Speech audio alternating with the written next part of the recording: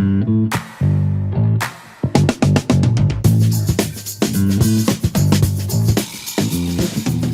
to the latest edition of the Omni Talk Spotlight Series, the series that highlights the people, the companies, and the technologies that are shaping the future of retail. I'm one of your co-hosts for today's interview, Chris Walton. And I'm Ann Mazenga. And today we are turning our attention once again to pricing because, hey, it's kind of in the news lately, right, Ann? Just a little bit. Just a couple topics around that. A little bit. Can't get my mind off it, quite honestly. But this time, we're going to look at it from a new angle. We are asking the question, what role does competitive intelligence play in designing an effective pricing system? So we're going a little bit deeper, and to help us understand the answer to that question is with great pleasure that we introduce today's guest, Rajat Nigam, the Chief Product Officer at ClearDemand. Rajat, welcome to Omni Talk. Thank you, Chris. Thank you, Ann. Thank you for having me, folks. It's a pleasure being here. Yeah, we have so much to cover with you today, Rajat. So we're going to dive right in. Before we start, though, you're definitely an expert when it comes to competitive intelligence. So if you don't mind, do you just want to give a quick background for our audience, your background for our audience, please? Absolutely. Look, I would say that back in the day, I was hired for a secret project at Amazon. Not so secret anymore, is it, Rajat? That is right. But back in the day, Amazon or my team at Amazon was at the forefront of using machine learning and data to really reinvent how competitive intelligence was being used by a retailer like Amazon to lead the market. Very quickly, what I landed up doing was actually inventing the hardware, the networks, the software that was needed to go out to the internet at scale and basically monitor anybody who was in the business of online selling to consumers, and then monitoring, what products they were selling, at what prices, what promotions, what kind of shipping and convenience options, and really using that data to beat them at their own game. It was massive amounts of data that were being collected, then cleansed, and then used by machine learning model to make automated decisions. That was unprecedented at the time. Wow. So and we've got the guy that created competitive pricing intelligence for Amazon via a secret project with us. So I think, yes, I think Rajat is clearly an expert on this subject. And I think our listeners are going to get a lot from this conversation. All right. So the next question that we logically have then is, what in your mind separates good from bad competitive intelligence? I mean, at this day and age, competitive intelligence seems pretty easy to come by. Can't anybody just scrape everyone else's websites at this point? Or is there more to it than that? Am I oversimplifying it? What's your take? Yeah. See, you're not wrong in saying that it's now easier than ever to build programs which can go to websites and collect some sort of data. But getting data at scale is a very, very hard problem. First of all, I think the idea is doing it thoughtfully so that you're not taxing the resources of the people from where you're getting the information. Most people miss out that point. The second thing is, doing it in a way where you're not blocked by technologies like anti-block solutions. And again, I'm not trying to say this nefariously, but again, but when you want to get data, you just want to make sure there is predictability in getting the data. So just getting that bit right is a very hard engineering problem to ensure that you're trying to be like a human being, going to a website or a mobile app and trying to get the information reliably, and again, without taxing a lot of resources of the competitor. So at scale, that becomes a very hard problem. And then finally, look, it's just one thing getting data, making sure you're getting the right data and making sure that you can use the data that you're getting is a very different problem.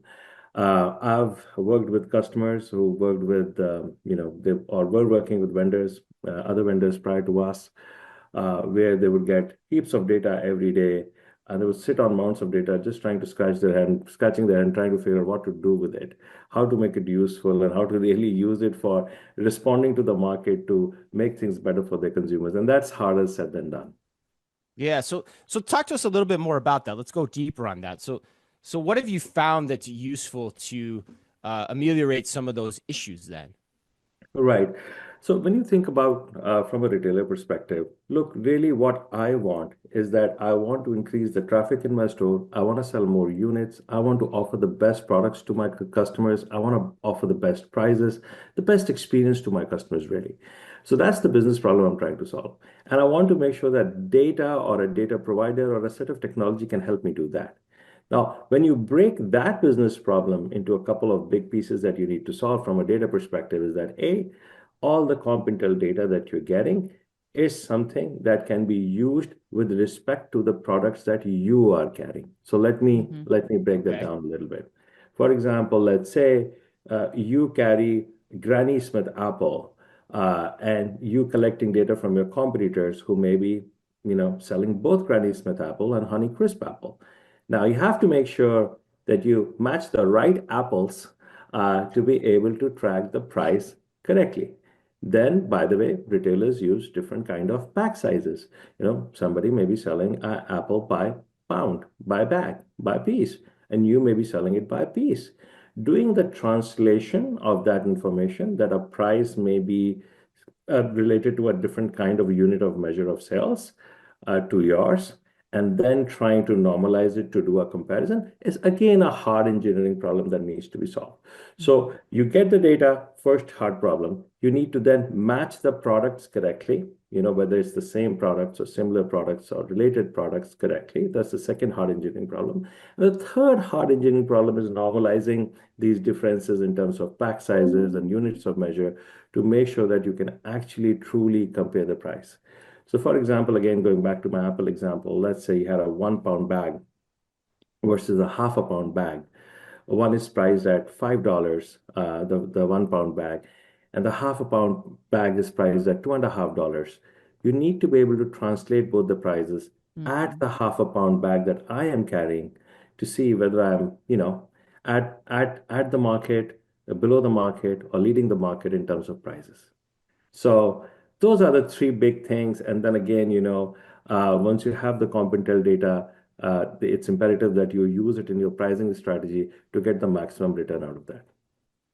So, Rashad, I want to push a little bit on that too, because one thing that I think Ann and I both learned in having these discussions for the past, 8 years around pricing is there's also the idea of, so there's the idea of, getting the comp items right, like you said, like, apples to apples, for lack of a better way to put it, and then pack sizes and whatnot.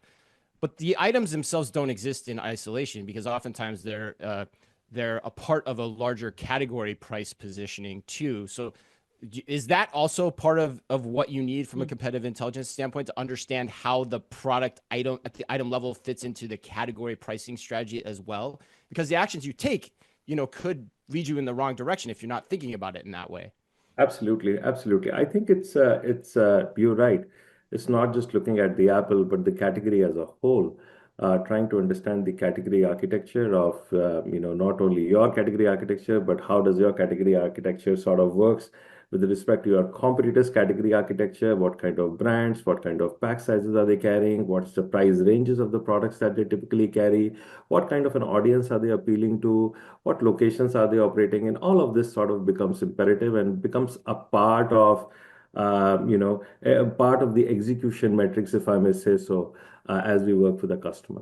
So, Rajat, how then should retailers be thinking about competitive intelligence? Because I think on one hand, you and Chris were just talking about making sure that your prices meet or match, or at least are aware of what your competitors' prices are. But as we get into, things like promotion strategies, as the economy is going up and down, we're getting into other things that retailers might need to use this competitive intelligence for. What else are retailers that are working with? What else are they using this for? And like, how do they kind of use that to justify maybe the expense at first, like the first like capital that they'll put into a competitive intelligence platform? When you look at competitive intelligence data, you are Yeah. basically getting all the product information, the category information, the pricing Hmm. information, promotions, convenience, shipping options, all of that. Are Mm. the third-party sellers selling the product on the platform? What is you get a lot of rich data, and you could do multiple things with it. pricing is the first one where most customers start. I think Sure. that's where you can add immediate value. Promotions is typically what follows next. Okay. Or in parallel, I have seen people doing assortment gap analysis and management. So, Hmm. again, you want to make sure that you're carrying the best products that your consumers want to see in the store. So you try to figure out what is it that I'm not carrying that the other guy is carrying that may drive more traffic to my store. And at the end of the day, delight my customers. So assortment gap management is again hard engineering problem. We're trying to figure out and answer the question, what should I buy next? And again, by all means, you understand building supplier relationships because of to manage those assortment gaps, then onboarding the product, then productionizing them, making sure that you have a supply chain to get them in the store. All it's a big decision to figure out what do you want to sell next in your store. And assortment gap analysis is the first step that basically helps in that decision making. And then the other thing that I have seen customers, the retailers that we work with use the data for is, of course, a regional planning of assortment. Depending upon, again, the market and again, the audience that you're targeting, you may want to have a distribution of products across the country and across the regions that you operate very differently, depending upon which category, what product you're talking about. So that's another thing that retailers do also.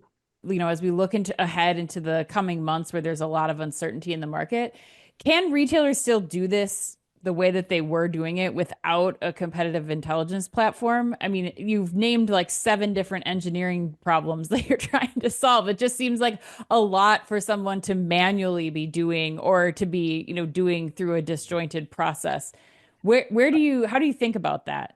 This is a signal that you can no longer ignore, looking at competitive intelligence and looking at your market position. And you have to do it more often Right. than more often now than in the past.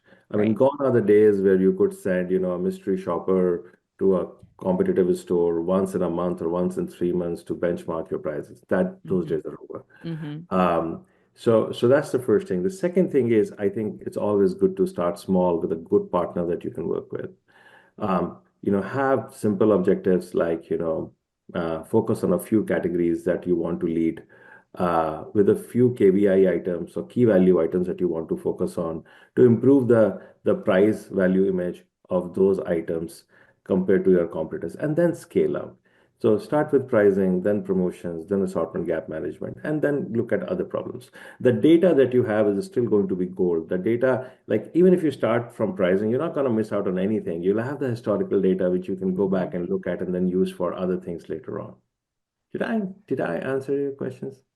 Yeah, I think you did. I mean, I think the it's actually a big nugget for us, I think, and for our listeners too, because what you're saying essentially, Rajat, which I don't think was clear to me before this conversation, is that, competitive intelligence, while a necessary condition for good pricing intelligence, is also a necessary condition for a lot of other things, like the quality of your assortment, the speed and convenience at which you deliver that assortment to people, particularly in the e-commerce space, and other aspects of operations too, I would imagine. So I think, yeah, 100%, 100% you did. But my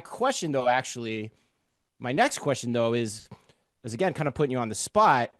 No I worries. get how this makes sense um, for grocery particularly. Like I think it makes sense as you're describing it. You can get a sense of all those things in terms of how you're stacking up competitively.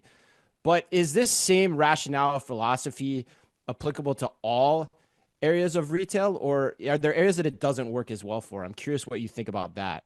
Look, I would say that for all high velocity retail segments, whether it's Mm, grocery, pets, convenience, I mean, segments where consumers make often make purchases on a recurring basis in short amounts of time is definitely where value perception of value by consumer is a very very big thing. Now, when you move to other segments like high-end fashion, for example, I think the need sort of disappears, mm, because you have a very different objective there, whether it's expensive watches or very high-end shoes. I think the dynamics change a little bit. I mm. think the user definition of value and perception is owning a branded piece there versus, when you come to high velocity segments where they basically they want us like nobody wants to buy cheap products. Everybody wants to buy high quality products, but they want to make sure that it's the value that they get for every dollar they spend is maximized. So I think it's just very two different objectives as you go through different retail segments. But then again, I firmly believe that for all high velocity segments, the pricing as one of the biggest pillars for driving value to your customers, I think is the truth. Hmm.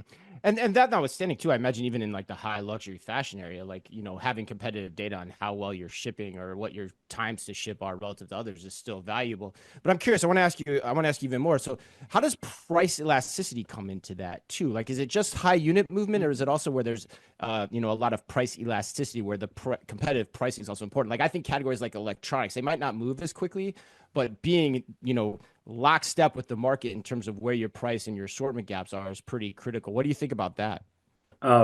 That's again a great point. Look, I mean, you could have the best assortment, you could have the best price, but if you have empty shelves and poor consumer experience, that's no good.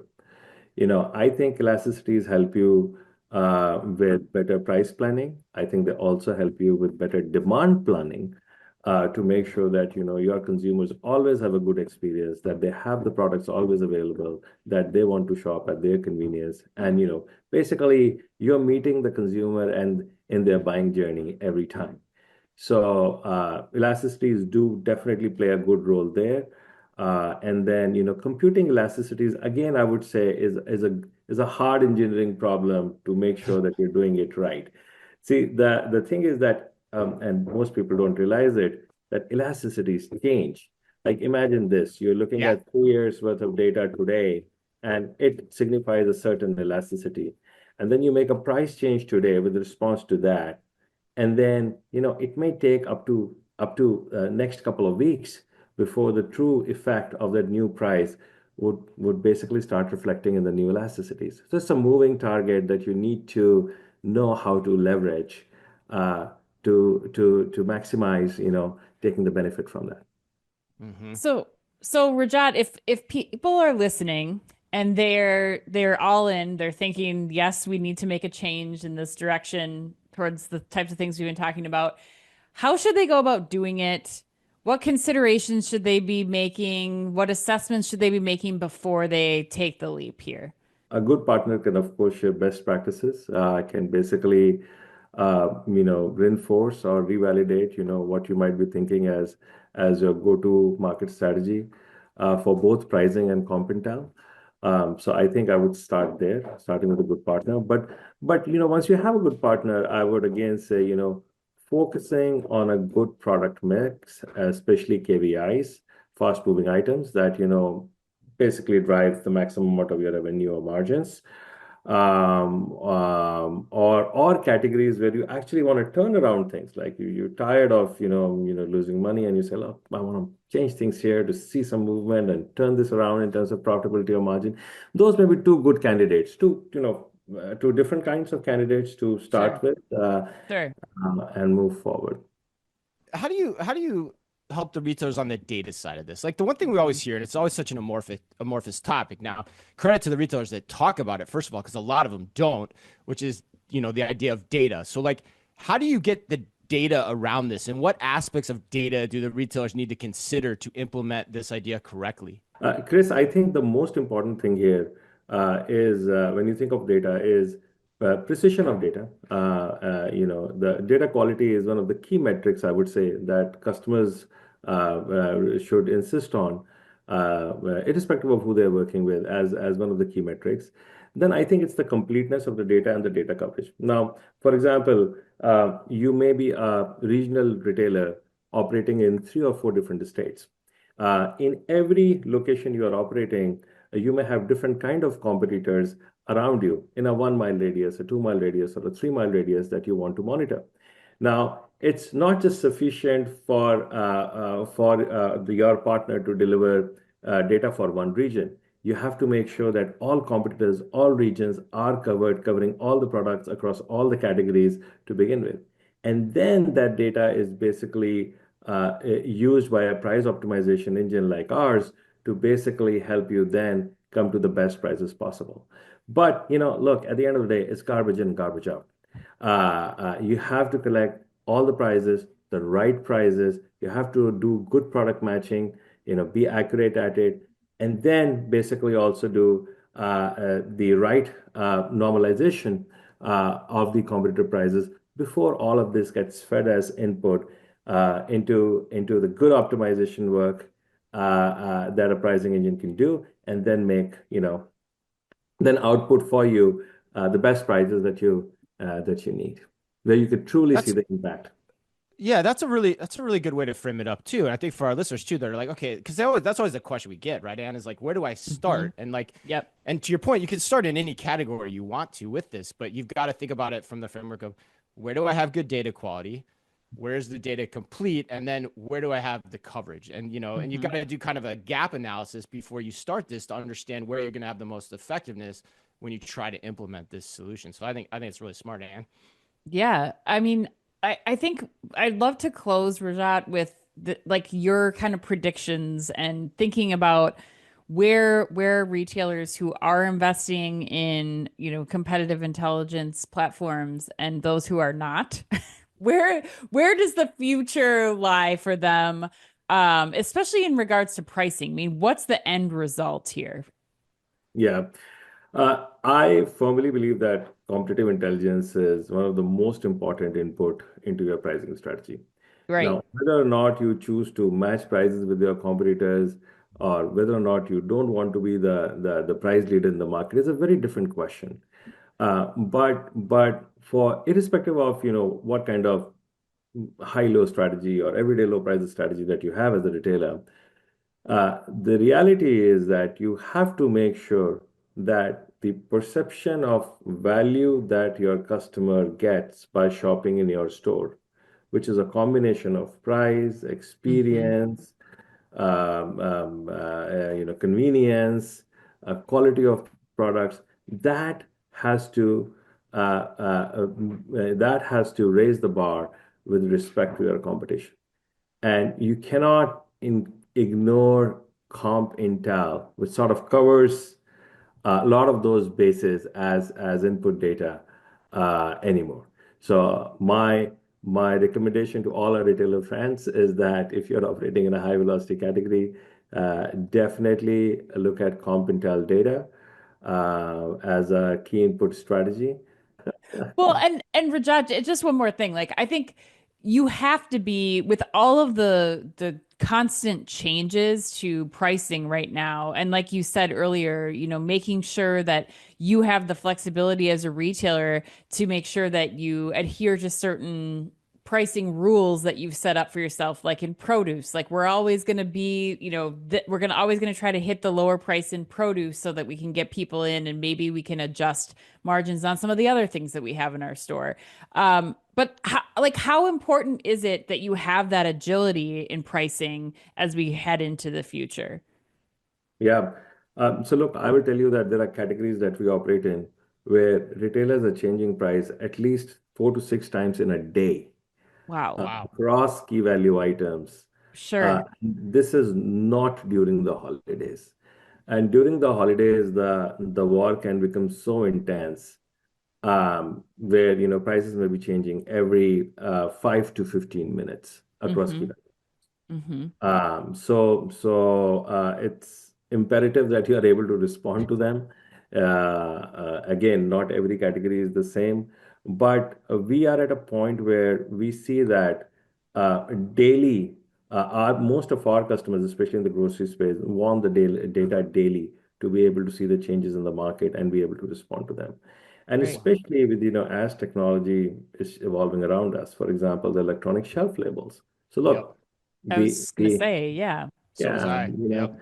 that's going to accelerate the adoption of price optimization and competitive intelligence even more. Now, Mm-hmm. initially you had the friction of somebody going in, sticking the labels, all of that, but now, hey, you know what? You got a husband shelf edge. You're going to do great in terms of responding to the market, without even thinking about it. It's all automated. Yeah. Yeah, right. Yeah.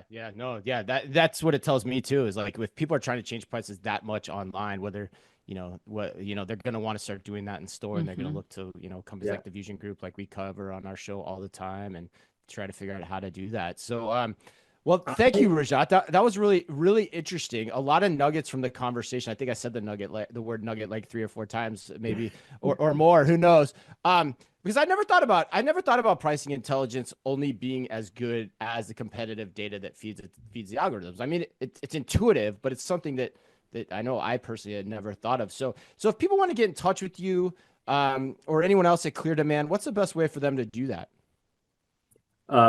Please definitely reach out to us on our website. Our website is www.cleardemand.com. Please request for a demo. There's a easy form to fill, and we'll promptly get back to you. That sounds amazing. That wraps us up. Thank you so much, Rajat Nigam, Thank for you very sitting much. down with us today, and to everyone out there who is listening in. And as always, on behalf of all of us here at Omni Talk, be careful out there.